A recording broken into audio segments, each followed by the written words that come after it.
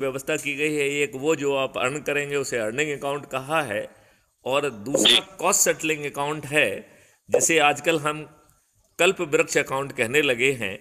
जब आपके जी खाते में पैसे नहीं हैं तो उस कल्प वृक्ष अकाउंट से पैसे मिल जाएंगे आपको, और जब आपको कमाने में सक्षम बना दिया जाएगा तो वो अपने आप पट जाएगा। तो जो 5 मौलिक अधिकार हैं, जिसमें रोजगार का मौलिक अधिकार है, शिक्षा का मौलिक अधिकार है, भोजन का मौलिक अधिकार है, स्वास्थ्य का मौलिक अधिकार है, और हैप्पीनेस और प्रॉस्पेरिटी का मौलिक अधिकार है, आप मुझे बताइए कि हम बड़ी आसानी से इस कल्प वृक्ष का उपयोग करते हुए गरीब से गरीब व्यक्ति को वो सब चीज़ें दे पाएंगे, और जब हम उसे सक्षम बना देंगे तो आसान किस्तों में वो पट भी जाएगा। लिहाजा जो आज का फ्रीबी का कल्चर है, जिसमें हमने अपने लोगों, गरीब लोगों को मानव शरीर में एक कीड़ा मकोड़ा बना दिया है, जो फ्रीबी खाने का आदी हो गया है, जो दारू पीने का आदी हो गया है, उसका सोच और चिंतन मानव जैसा नहीं रह गया है, वो मानव शरीर में एक कीड़े मकोड़े जैसा हो गया है। इस किस हद तक जी आप इस बात से सहमत हैं? नहीं, आपकी बात बिल्कुल ठीक है, मैं बिल्कुल सहमत हूँ। लेकिन जो इम्प्लीमेंटेशन प्रोग्राम है वो कैसे इफेक्टिव देखिए, बने। इम्प्लीमेंटेशन की चिंता हमको नहीं करना है। क्यों नहीं करना है? क्योंकि शक्ति हासिल कर लेंगे तो आज ही हमारे चुने नेता जो कुछ भी आप कहोगे वो करने के लिए विवश हो जाएंगे, और यदि वो विवश नहीं होते हैं तो उनकी पराजय तय है।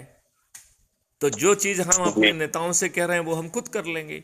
इसमें इम्प्लीमेंटेशन में क्या बाधा है? इम्प्लीमेंटेशन का मतलब ये है कि आज की डेट में ना लोगों को समझाना और लोगों को इन मेरा सब चीजों। सोचना है कि हम ज़्यादा समझाने के चक्कर में ना रहें, केवल एक ही प्रश्न करें कि क्या अक्षर भारत भारत चाहिए। ये संकल्प ले लो भैया, तुम्हें अच्छा भारत मिल जाएगा। ये 4 सरल उपाय करना पड़ेंगे, जिसके तहत आपको crime free Bharat YouTube channel को सर्च करके उसे सब्सक्राइब करके एक वीडियो देखना है, और यदि कोई वीडियो आत्मा के नज़दीक है तो उसे अपने घर वालों से, अपने रिश्तेदार, अपने मित्र, अपने पड़ोसी और जिन संगठनों से जुड़े हैं उनसे शेयर कर लेना है। इसके साथ ही इस सत्यनारायण कथा का पहला अध्याय समाप्त हो जाता है। दूसरा अध्याय कह रहा है कि हे बच्चे, जो अभी आपने crime free Bharat YouTube channel subscribe की है, जिसमें 7,000 से भी अधिक ज़्यादा वीडियो हैं जो ये समझा रहे हैं कि तुझे अच्छा भारत कैसे मिलेगा, इसके हर वीडियो के डिस्क्रिप्शन बॉक्स में क्राइम फ्री भारत ऐप को डाउनलोड करने की लिंक दी गई है। तो हे बच्चे, उसे डाउनलोड कर लो। तो बच्चे ने पूछा कि हे ऋषि जी बताइए, हम जो है डिस्क्रिप्शन बॉक्स तक कैसे पहुँचें, क्योंकि वीडियो में हमें डिस्क्रिप्शन बॉक्स दिखता नहीं है। तो फिर उनको समझाया गया कि आप अपना वीडियो खोलिए, और उसका जो हेडिंग है या टाइटल है, उसके सबसे लास्ट में पतले अक्षरों में MORE मोर लिखा है। जब आप मोर को क्लिक करेंगे तो आपका डिस्क्रिप्शन बॉक्स आधा अधूरा खुल जाएगा, और डिस्क्रिप्शन बॉक्स में भी अंत में छोटे अक्षरों में MORE मोर लिखा है। जब आप उसे क्लिक कर देंगे तो आपका पूरा डिस्क्रिप्शन बॉक्स खुल जाएगा। तो जो संदेश है उसे भी पढ़ लीजिए, और क्राइम फ्री भारत ऐप को जो है डाउनलोड करके उसका सदस्य बन जाइए। इतने मात्र से सत्यनारायण कथा का दूसरा अध्याय भी पूरा हो जाता है। तीसरे अध्याय में वो कहते हैं कि भैया, जो अभी आपने, हे बच्चे, जो आपने अभी अपना ऐप डाउनलोड किया है, इसे खोलिए, इसकी प्रोफाइल में जाइए, और प्रोफाइल जैसे ही आप खोलेंगे तो ऊपर आपको अपना फ़ोटो आइडेंटिटी कार्ड दिखेगा, और नीचे 3 ऑप्शन शेयर करने के हैं। लिहाजा आप अपने परिवार के लोगों को, अपने रिश्तेदार, मित्र, अपने पड़ोसी और जिन संगठनों से जुड़े हैं उनसे शेयर कर लीजिए। इसके साथ ही सत्यनारायण कथा का तीसरा अध्याय समाप्त हो जाता है। फिर सत्यनारायण कथा का चौथा और अंतिम अध्याय कहता है कि हे बच्चे, जिन जिन को आपने अपने मैसेज भेजा है, अपनी लिंक भेजी है, इस लिंक से जो भी जुड़ेगा उसके रेफरेंस में तेरा नाम आएगा, और तुझे 100 नंबर मिलेंगे। तू यदि 10 लोगों को जोड़ेगा तो जिला अधिकारी, 50 लोगों को जोड़ेगा तो राज्य अधिकारी, और 100 लोगों को जोड़ेगा तो राष्ट्रीय अधिकारी बन जाएगा। और जितने लोगों को तुमने अपना ये भेजा है, उन सब से चर्चा करके पूछिए कि क्या उन्हें अच्छा भारत चाहिए, और उनसे अनुरोध करिए कि ये जो 4 सरल उपाय अभी आपने किए हैं, इन्हीं को वो दोहरा लें, यदि वो इनको दोहरा लेंगे तो 9 दिन में हम 100 करोड़ हो जाएंगे। तो फिर पूछा उसमें कि भाई इससे क्या फ़ायदा मिलेगा, क्या मिलेगा?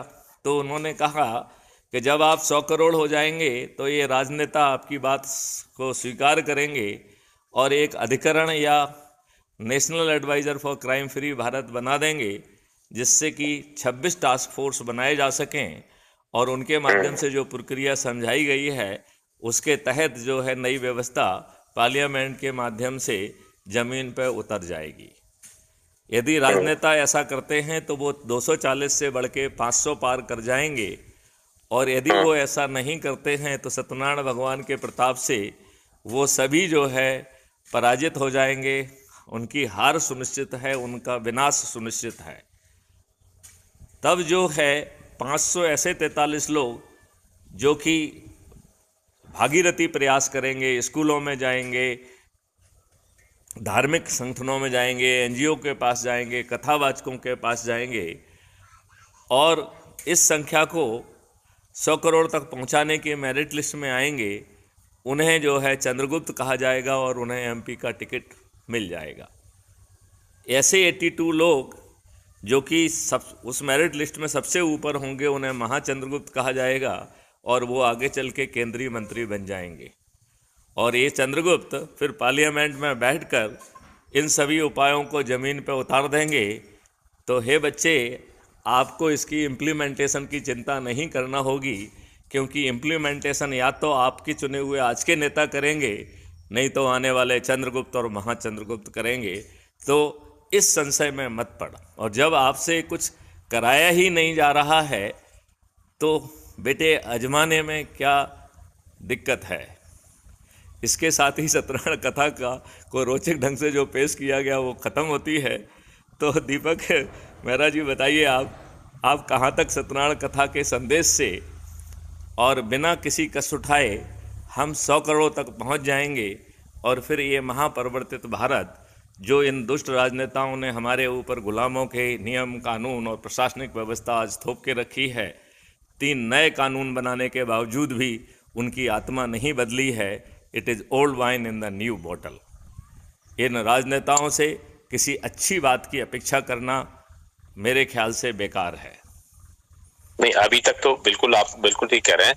मेरे को कुछ एक बात पूछनी थी आपसे जी। हम लोग जो है अभी जिन नेताओं से आपकी बात हुई है या कुछ भी हम लोग ये कहें कि उनसे कोई बार्गेनिंग वाली कोई बात किसी तरह की हुई है क्या? अभी वो बार्गेनिंग की हम स्थिति में नहीं हैं। जब ये संख्या आपकी 1 करोड़ को पार कर जाएगी तब आप सर्टेनली बार्गेनिंग की स्थिति में आ जाएंगे। और बार्गेनिंग करने के लिए आपको समय नहीं मांगना पड़ेगा, नेता आपसे समय मांगेंगे, क्योंकि उनका सर्वाइवल आपके ऊपर होगा। नहीं मतलब ये जो है ना साइमल्टेनियस प्रोसेस अभी ना किया जाए, क्योंकि अभी जाओगे तो वो आपको समय नहीं देंगे।